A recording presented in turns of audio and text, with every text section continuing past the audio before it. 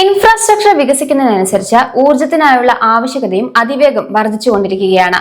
March വരെയുള്ള കണക്കനുസരിച്ച് 283.5 gigawatt ശേഷിയുള്ള ഇന്ത്യ പുനരുപയോഗ ഊർജ്ജ വിപണിയിൽ ലോകത്ത് 3-ാം സ്ഥാനത്താണ്. 2030ഓടെ ഫോസിൽ ഇന്ധനങ്ങളിൽ നിന്നുള്ള ഊർജ്ജശേഷി 500 ജിഗാവാട്ടായി ഉയർത്താനാണ് ഇന്ത്യ ലക്ഷ്യമിടുന്നത്. അതുമാത്രമല്ല, നമ്മുടെ നാട്ടിലെ വൈദ്യുതി വിതരണം മെച്ചപ്പെടുത്താനുള്ള പുതിയ പദ്ധതികളും പിന്നെ വീടുകളിൽ സൗജന്യമായി സോളാർ പാനലുകൾ വെച്ചുപിടിപ്പിക്കുന്നതിനുള്ള PM സൂര്യഘർ പദ്ധതിയുമൊക്കെ ഇന്ത്യയുടെ പവർ ഗ്രിഡിനെ അടിമുടി മാറ്റിക്കൊണ്ടിരിക്കുകയാണ്. സത്യം പറഞ്ഞാൽ ഇതൊരു വലിയ ബിസിനസ് സാധ്യതയാണ് തുറന്നിടുന്നത്. ഇന്ന് സോളാർ പാർക്കുകളും മെട്രോ ലൈനുകളും സ്മാർട്ട് ഗ്രിഡുകളും ഒക്കെ പണിയാൻ ഒരുപാട് എഞ്ചിനീയറിംഗ് കമ്പനികൾ മുന്നോട്ട് വരുന്നുണ്ട്. പക്ഷെ ഇതൊക്കെ വെറുതെ പണിയാൻ പറ്റില്ലല്ലോ. അതിന് ഏറ്റവും അത്യാവശ്യം വേണ്ട സംഗതി ക്യാപിറ്റലാണ്. കൃത്യമായ മൂലധനമില്ലാതെ ഈ പണികളൊന്നും തന്നെ ഒരടി മുന്നോട്ട് നീങ്ങില്ല. ഇൻഫ്രാസ്ട്രക്ചർ പദ്ധതികൾക്ക് പണം എത്തിച്ചു കൊടുക്കുന്ന കാര്യത്തിൽ രാജാവാണ് REC ലിമിറ്റഡ്. കേന്ദ്ര സർക്കാരിന്റെ കീഴിലുള്ള ഒരു മഹാരത്ന കമ്പനിയാണിവർ. പവർ ഗ്രിഡും മറ്റും നിർമ്മിക്കാൻ ആവശ്യമായ വൻതുക ലോണായും മറ്റും നൽകുന്ന ഇന്ത്യയിലെ തന്നെ ഏറ്റവും വലിയ ഫിനാൻസ് സ്ഥാപനങ്ങളിലൊന്നാണ്. ഇന്ത്യയുടെ വികസനത്തിന് പണം നൽകുന്ന ഒരു പവർ ഹൗസ് ആണ് REC. വെറുതെ ലോൺ കൊടുക്കുക മാത്രമല്ല, മെട്രോയും റോഡും ആശുപത്രിയും വരെ പണിയാൻ ഇവർ പണമിറക്കുന്നുണ്ട്.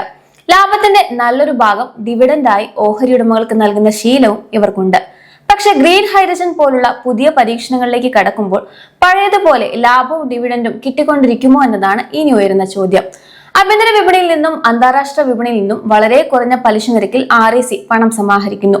ഈ തുക പിന്നീട് സംസ്ഥാന വൈദ്യുതി ബോർഡുകൾക്കും മറ്റ് പവർ കമ്പനികൾക്കും സ്വകാര്യ ഡെവലപ്പർമാർക്കും പലിശയ്ക്ക് വായ്പയായി നൽകുന്നു. ഇതാണ് ഇവരുടെ പ്രധാന ബിസിനസ് രീതി. വൻകിട വികസന പദ്ധതികൾക്കായി വിവിധ തരം സാമ്പത്തിക ഉൽപ്പന്നങ്ങൾ ഇവർ വാഗ്ദാനം ചെയ്യുന്നുണ്ട്. ഇതിൽ ദീർഘകാല വായ്പകൾ, ഹ്രസ്വ മധ്യകാല വായ്പകൾ, പ്രവർത്തന മൂലധനം, കടം പുനഃക്രമീകരിക്കൽ എന്നിവയൊക്കെ ഉൾപ്പെടുന്നുണ്ട്. പരമ്പരാഗതമായി പവർ സെക്ടറിന് പണം നൽകുന്നവരാണെങ്കിലും നിലവിൽ ഇന്ത്യയുടെ പുനരുപയോഗ ഊർജ പരിവർത്തനത്തിലെ കരുത്തുറ്റ സാന്നിധ്യമാണ് REC. Solar, wind, pumped storage, green hydrogen പദ്ധതികൾക്കായി ഇവർ വൻതോതിൽ പണം ചെലവഴിക്കുന്നു.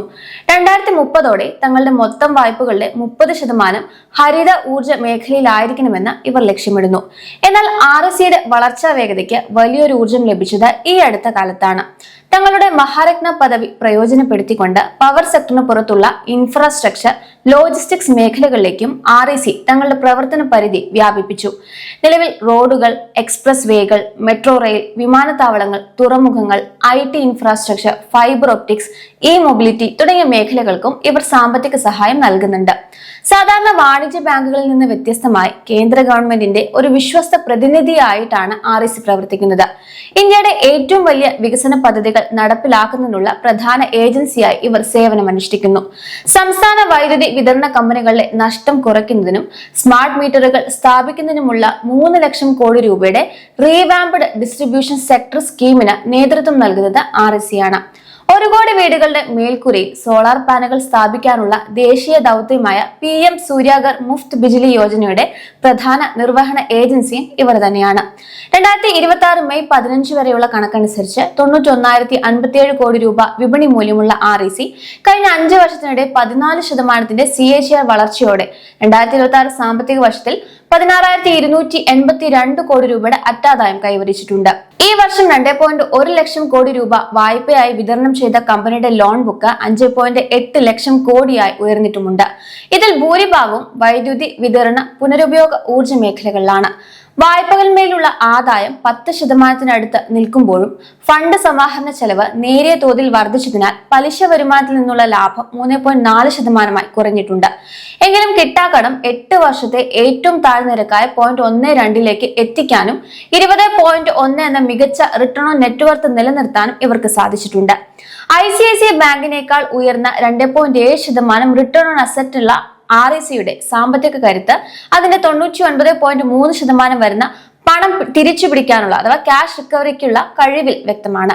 ചരിത്രത്തിലെ ഏറ്റവും ഉയർന്ന ലാഭത്തിന്റെ പശ്ചാത്തലത്തിൽ ഓരോ വർഷവും ഡിവിഡൻഡ് വർദ്ധിപ്പിക്കുന്ന രീതി REC തുടരുന്നുണ്ട്.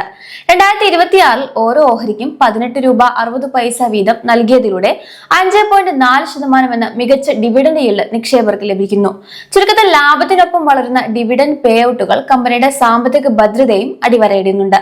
അറ്റാദായത്തിൽ ഇടിവുണ്ടായാൽ അത് ഡിവിഡൻഡിനെ ബാധിക്കാമെങ്കിലും സർക്കാർ നയങ്ങളും ശക്തമായ ബാലൻസ് ഷീറ്റും ഉള്ളതിനാൽ ലാഭം കൂടുന്നതിനനുസരിച്ച് ഡിവിഡൻഡ് പേ ഔട്ടുകൾ വർദ്ധിക്കാനാണ് സാധ്യത. ഭാരത സർക്കാരിന്റെ മാർഗനിർദ്ദേശ പ്രകാരം അറ്റാദായത്തിന്റെ കുറഞ്ഞത് 30% ഡിവിഡൻഡായി നൽകാൻ REC ബാധ്യസ്ഥരാണ്. 2025-ലും 26-ലും ലാഭത്തിന്റെ കൃത്യം 30% വീതം ഇവർ വിതരണം ചെയ്തു.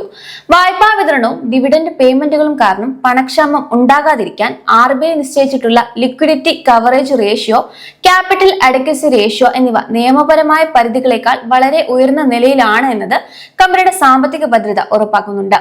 മൂല്യനിർണ്ണയത്തിൽ ഇൻഡസ്ട്രി ശരാശരിയേക്കാളും IRFC, IREDA തുടങ്ങിയ മറ്റ് പൊതുമേഖലാ സ്ഥാപനങ്ങളെക്കാളും കുറഞ്ഞ നിരക്കിലാണ് REC വ്യാപാരം ചെയ്യുന്നത്. ലാഭത്തിലെ വളർച്ചയും 5.4% ഡിവിഡൻഡ് yielഡും പരിഗണിക്കുമ്പോൾ ദീർഘകാല നിക്ഷേപകർക്ക് ഇതൊരു മികച്ച ഓപ്ഷൻ ആണെങ്കിലും 2027 ഏപ്രിൽ നടക്കാനിരിക്കുന്ന REC PFC ലയനം ഡിവിഡൻഡ് നയങ്ങളിൽ എന്ത് മാറ്റം വരുത്തുമെന്ന് നിരീക്ഷിക്കേണ്ടതുണ്ട്. ഇന്ത്യയുടെ ഊർജ്ജ പരിവർത്തന ആവശ്യമായ പണം എത്തിക്കുന്നതിൽ REC വഹിക്കുന്ന പങ്ക് വളരെ വലുതാണ്. ശക്തമായ സർക്കാർ പിന്തുണയും മികച്ച ലാഭക്ഷമതയും കൃത്യമായ ഡിവിഡൻഡ് നൽകുന്ന ശീലവും ഈ കമ്പനിയെ നിക്ഷേപകർക്ക് പ്രിയപ്പെട്ടതാക്കുന്നു. ഭാവിയിൽ PFCയുമായുള്ള ലയനം എങ്ങനെയായിരിക്കും എന്നത് മാത്രമാണ് ഇനി ഉറ്റുനോക്കേണ്ട ഒരു പ്രധാന കാര്യം.